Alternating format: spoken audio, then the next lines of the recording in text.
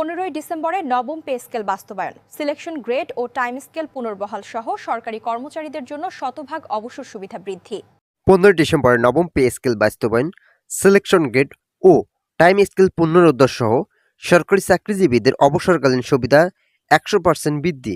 এ বিষয়ে বিস্তারিত আলোচনা করার শুরুতে এখন পর্যন্ত যারা আমাদের এই চ্যানেলটি সাবস্ক্রাইব করেনি তারা অবশ্যই আমাদের এই চ্যানেলটি সাবস্ক্রাইব করুন এবং ভিডিওটিতে একটি লাইক করে ভিডিওটি কন্টিনিউ করুন। দীর্ঘদিন থেকে সরকারি চাকরিজীবীরা বেতন স্কেল বাস্তবায়ন করার জন্য ইতিমধ্যে আলটিমেটাম দিয়েছিলেন। তাদের আলটিমেটামের ফলস্বরূপ পে স্কেল দ্রুত কার্যকর করলেন অন্তর্বর্তীকালীন সরকার। তিনি নিজেই দায়িত্ব নিয়ে সময় বিলম্ব না করে কার্যকর ঘোষণা করলেন। ইতিমধ্যেই নতুন একটি প্রজ্ঞাপন প্রকাশ পেয়েছে, যেখানে সরকারি কর্মকর্তা ও কর্মচারীদের বেতন ভাতা সহ অন্যান্য দিকগুলো তুলে ধরা হয়। এই প্রজ্ঞাপনে সব থেকে বেশি উপকৃত হবেন কর্মচারীরা। পে কমিশনের চেয়ারম্যান জাকির আহমেদ খান বলেন যে সরকারি কর্মচারীরা তাদের দাবিগুলো পূরণের জন্য দীর্ঘদিন আন্দোলন করলেও তেমন কোনো সফলতা আসেনি।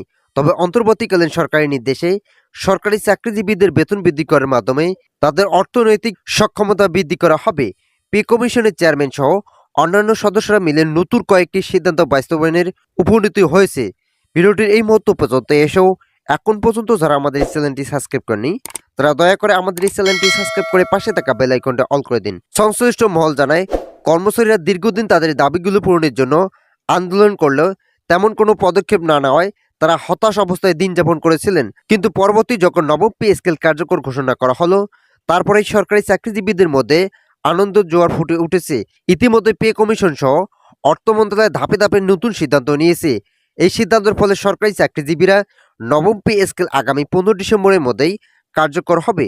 সরকারি চাকরিজীবীরা আলটিমেটাম দিয়েছেন, যদি আগামী 15 ডিসেম্বরের মধ্যে নবম পে স্কেল কার্যকর করা না হয় তাহলে কঠোরতম আন্দোলনের মুখে পড়তে হবে অন্তর্বর্তী সরকারকে। যে আন্দোলনে সরকারি অফিস আদালত থেকে শুরু করে সকল ধরনের কার্যক্রম স্থগিত করতে বাধ্য হবে।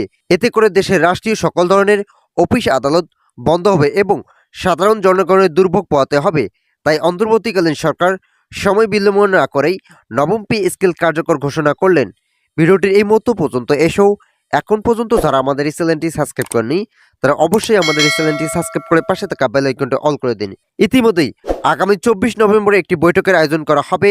এই বৈঠকের মধ্যে যে ধরনের বিষয়গুলো তুলে ধরা হবে তা হলো সরকারি চাকরিজীবীদের নবম পে স্কেলের নতুন গেজেট, শতভাগ পেনশন সুবিধা সহ 10% ইনক্রিমেন্ট, পূর্বের সরকারের বন্ধ করে দেওয়া সিলেকশন গ্রেড ও টাইম স্কেল পুনরুদ্ধার, এছাড়াও গ্রেড সংখ্যা পরিবর্তন সহ বিভিন্ন দিক তুলে ধরা হবে। তবে সরকারি কর্মকর্তা ও কর্মচারী উভয় এই নবম পে স্কেল বাস্তবায়নের মাধ্যমে উপকৃত হবেন বলে নিশ্চয়তা দিয়েছে পে কমিশন।